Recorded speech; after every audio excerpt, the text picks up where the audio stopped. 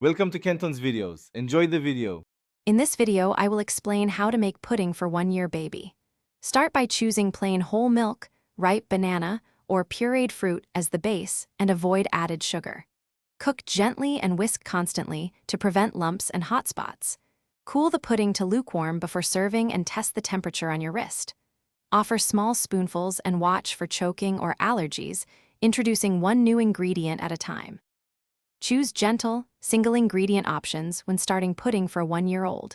Use cooked apple or pear puree, mashed banana, or plain full-fat yogurt as a base. Mix in small amounts of ground oats or rice cereal for thickness and energy. Keep flavors mild and avoid common allergens until tolerated.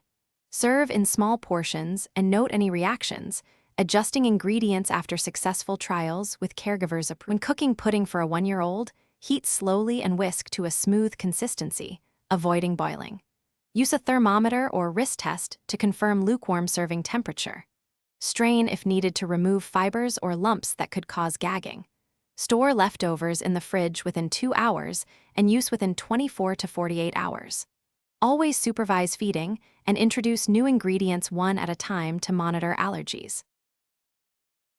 Thanks for watching. Consider subscribing if we helped you.